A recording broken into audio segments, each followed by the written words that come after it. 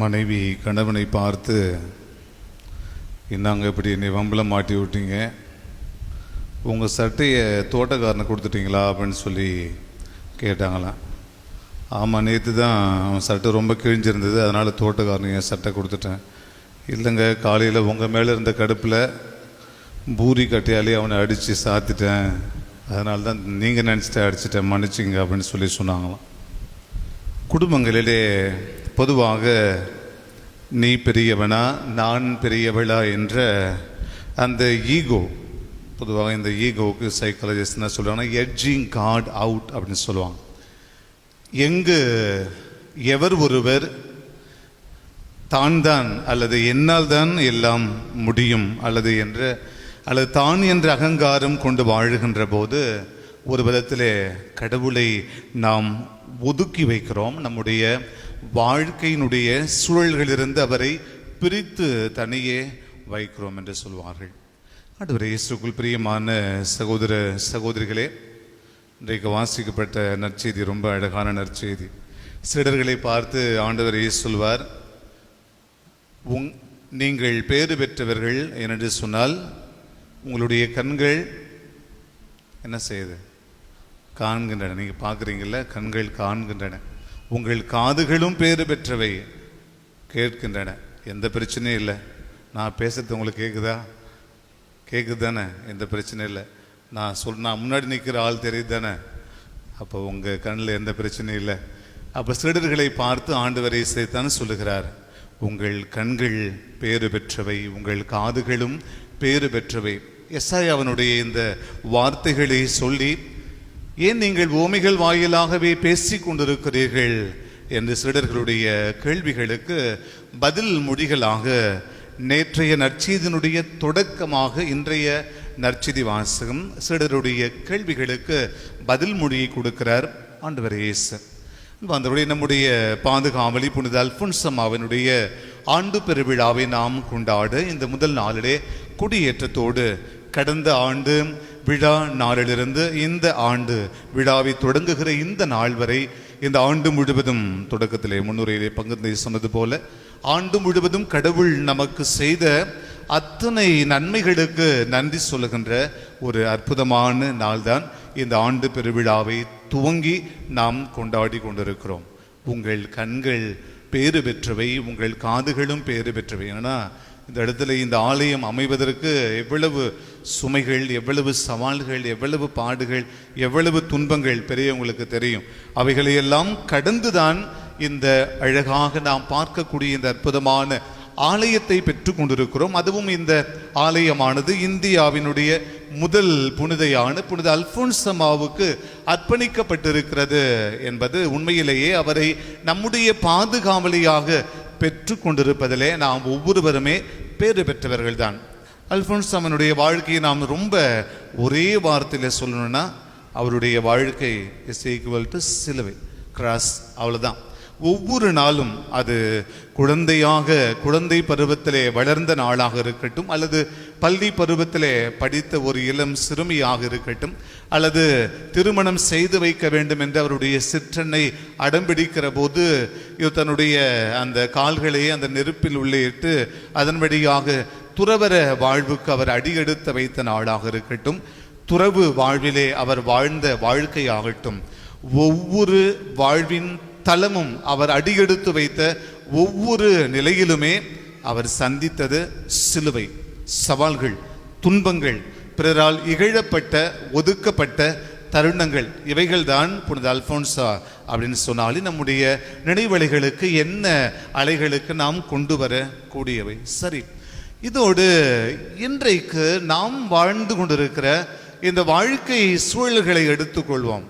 யாருக்காவது கஷ்டம் இல்லை அப்படின்னு சொல்லி கை தூக்க முடியுமா? நான் கை தூக்க சொல்கிறேன், எனக்கு கஷ்டம் இல்லைன்னு சொல்ல. யாருக்காவது கஷ்டம் இல்லை அப்படின்னு யாராவது கை தூக்குவீங்களா? எனக்கு கஷ்டமே இல்லை ஃபாதர், டெய்லியும் பிரியாணி தான், சாம்பார் ரசம்லாம் கிடையாது, டெய்லியும் பிரியாணி. அப்படின்னா என்ன? டெய்லியும் சந்தோஷமாக இருக்கிறேன் ஃபாதர் அப்படின்னு சொல்ல முடியுமா? சொல்ல முடியுமா? சின்ன பிள்ளைங்க சொல்லுவீங்களா? அவங்களுக்கு ஏகப்பட்ட பிரச்சனை இருக்குது. ஏன்னா நம்மளை விட அவங்க தான் வாழ்ந்து சலிச்ச மாதிரி பயங்கர பிரச்சனை. என்ன படிக்கிறதே இன்னைக்கு பெரிய பிரச்சனை தான். ஏன்னா இன்னைக்கு அந்த அளவுக்கு வாழ்க்கையினுடைய சவால்கள். எப்போ பிரச்சனை ஆரம்பிக்குதுன்னு தெரியுங்களா? எப்போ ஆரம்பிக்கும்? அம்மா வயிற்றில் இருக்க வரையும் பிரச்சனையே இல்லை. எப்போ அந்த குழந்தை பிறந்து வெளில வரும்போதே பிரச்சனை ஆரம்பிச்சிடும். எப்படி தெரியுங்களா? அவன் மூக்கு மாதிரி அப்பா பெரிய மூக்கு அப்பா மாதிரி இருக்கு, கண்ணு பாரு அம்மா மாதிரி இருக்குது, அதுலேயே சண்டை வந்துடும் இல்லையா? அங்கேயே சண்டை ஆரம்பிச்சிடும். ஒரு குழந்தையானது தாயின் கருவறையிலே 9-10 மாதங்கள் எவ்வளவு மகிழ்ச்சி நினச்சி பாருங்களேன். அந்த சந்தோஷம் நமக்கு திரும்பி கிடைக்குமா? இப்போ இவங்கள போல நாம் திரும்பி போக முடியுமா? ஒரு 10 கோடி கொடுத்தா இந்த சின்ன பிள்ளைங்களை போல நம்மளும் ஜாலியாக சந்தோஷமாக வாழ முடியுமா? முடியாது. எவ்வளவுதான் செல்வங்கள் அல்லது பணம் சேர்த்து வைத்தாலும் கூட இந்த குழந்தையாக நாம் மீண்டும் பிறக்க வேண்டும் என்று சொன்னால் அது எட்டாக்கனே, நம்மால் முடியவே முடியாது. ஆனால் கடவுள் தந்த இந்த வாழ்க்கை என்பது அவ்வளவு அழகானது, அவ்வளவு உயர்ந்தது. அதுதான் நான் திரும்ப திரும்ப சொன்னேன். இயேசு சீடர்களை பார்த்து சொன்ன அதே வார்த்தைகள், உங்கள் கண்கள் பேறு பெற்றவை, உங்கள் காதுகளும் பேறு பெற்றவை. ஒருவேளை கேட்கலன்னா நீங்கள் டாக்டரை பார்த்து செக் பண்ணிக்கோங்க, பூசு முடிச்சுட்டு போயிட்டு. எஸ்ஐயா அவனுடைய வார்த்தைகளை பார்க்கிற போது அந்த ஒரு வார்த்தை வரும், அவர்களுடைய நெஞ்சம் கொழுத்து போய் விட்டது அப்படின்னு சொல்றாரு. என்ன பிரச்சனை? கொலஸ்ட்ரால், கொழுப்பு. அப்போ நம்ம ரொம்ப கொலோக்கியலாக ரொம்ப ப்ராக்டிக்கலாக சொன்னோம்னா பிரச்சனை. எங்கே பிரச்சனை? குடும்பத்தில் பிரச்சனை. நான் சொன்னேன் அதை முதல்ல அந்த ஒரு சின்ன ஒரு நகைச்சுவை வழியாக. முதலிலே என்னை நானே ஏற்றுக்கொள்ள மறுக்கிறேன். Self acceptance. கடவுள் எனக்கு தந்த வரங்கள், கடவுள் எனக்கு தந்த கொடைகள், கடவுளினிலே கொட்டி வைத்திருக்கின்ற 1000 திறமைகளை என்னால் இன்னும் கண்டுபிடிக்கவே முடியல. அம்மை நான் யாரு அப்படிங்கிறத இன்னும் நான் யாருமே புரிஞ்சிக்கவே இல்லை. அதனால தான் வாழ்க்கையில் சண்டையோட அல்லது பிரச்சனையோட ஒவ்வொரு நாளுமே வாழ்ந்து கொண்டிருக்கிறோம். இன்றைய முதல் வாசகத்தில் பாருங்களேன், கடவுள் யாவே இறைவன் மோசேயோடு பேசி முன்னுரையிலே சொன்னார். அந்த சீனாய் மலை மீது உச்சியிலே அவர் இறங்கி வருகிறார், தன்னையே இந்த மக்களை தேடி வருகிற. இதுக்கு முன்னாடியெல்லாம் பார்த்தீங்கன்னா பழைய ஏற்பாடு நூல்களை பார்க்கிறோம், தனித்தனி ஆளோட கடவுள் உடன்படிக்கை செய்திருப்பார். நோவா, ஆபிரகாம், யாக்கோபு இவங்களோடலாம் உடன்படிக்கை செஞ்சிருப்பார்.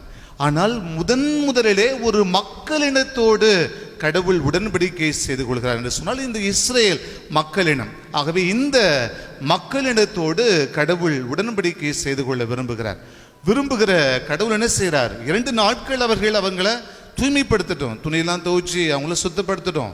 3ஆம் நாள் நான் அவர்கள் மத்தியில் இறங்கி வருவேன் என்று கடவுள் மோசே வழியாக கற்றுக் கொடுக்கிறார்.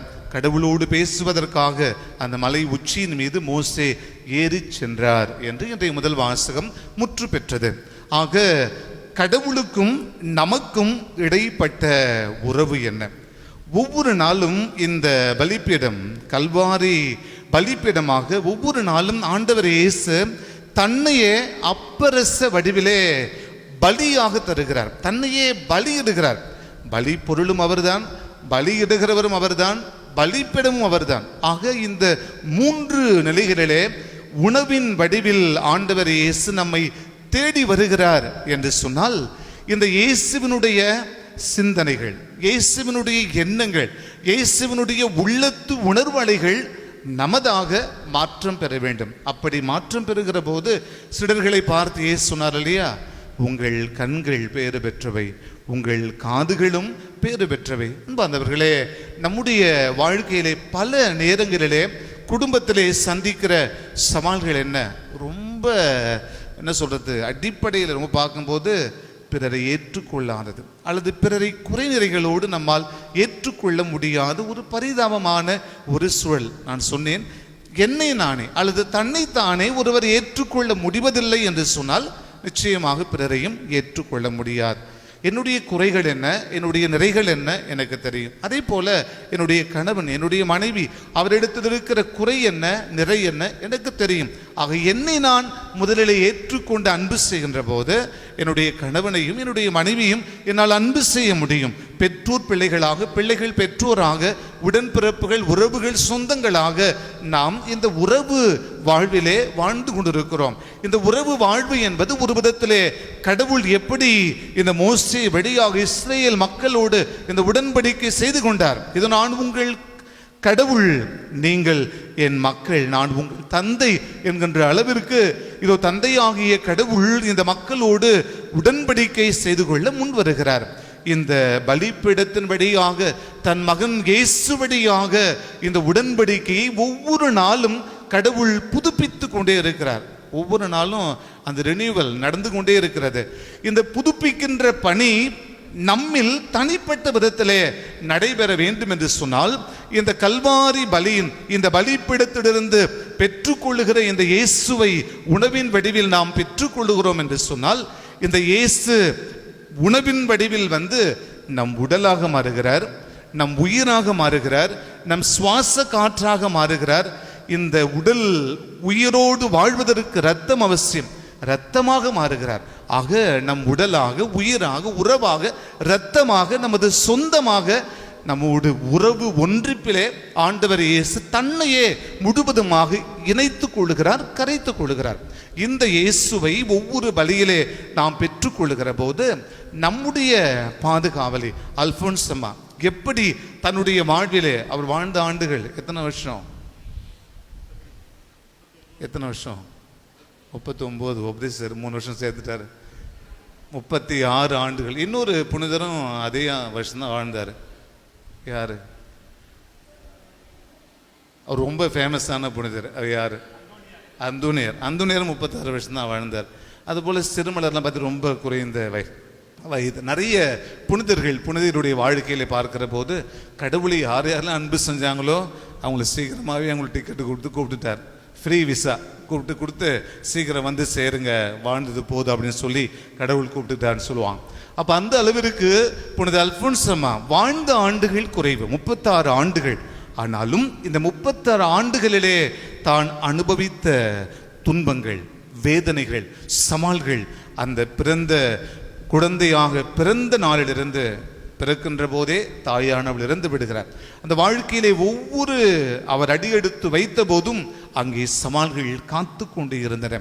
இறுதி வரை இயேசுவினுடைய சிலுவைகளையே, இயேசுவினுடைய அந்த பாடுகளையே தன் உடலிலே, உள்ளத்தில், மனதிலே சுமந்தவளாகத்தான் புனித அல்போன்சாவினுடைய வாழ்க்கையை நம்மால் பார்க்க முடிகிறது. ஆனால் அவரிடத்திலிருந்து நாம் கற்றுக்கொள்ள வேண்டிய ஒரே ஒரு அழகான நற்பண்பு இந்த தாழ்ச்சி. எல்லாவற்றையுமே பொறுமையோடு, லிட்டில் ஃப்ளவர் என்று அழைக்கப்படுகிற சிறுமலர் அவரை போலவே, குழந்தை தெரேசாவை போலவே இந்த புனிதையும் எல்லாவற்றையும் இயேசுவினுடைய அந்த அன்பிற்காகவே எல்லா சவால்களையும் சிலுவைகளையும் பொறுமையோடு தாங்கிக் கொண்டார். உங்கள் கண்கள் பேறு பெற்றவை, உங்கள் காதுகள் பேறு பெற்றவை.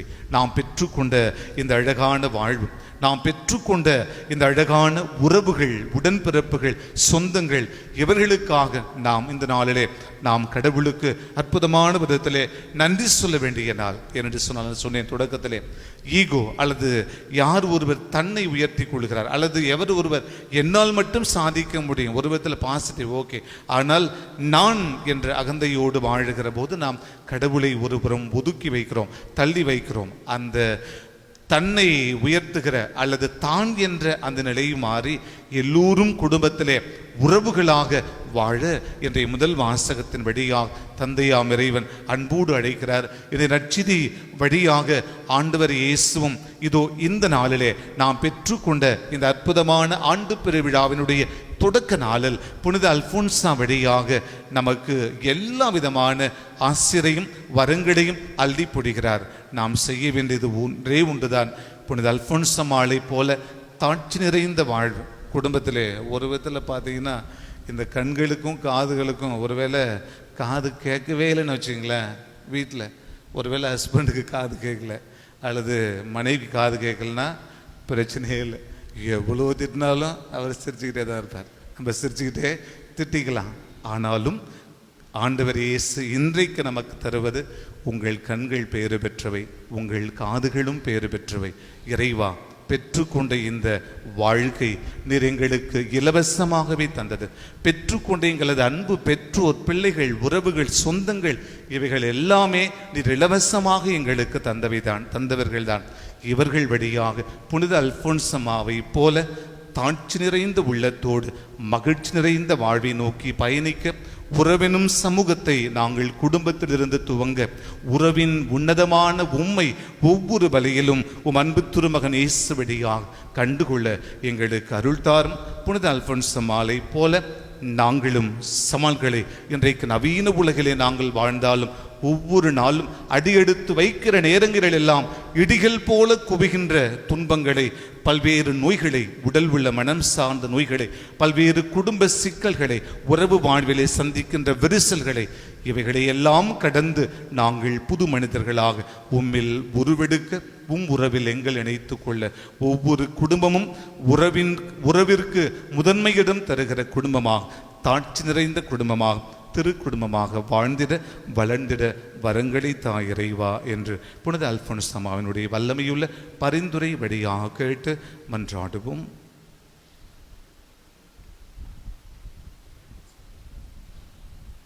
எழுந்து நிற்போம்.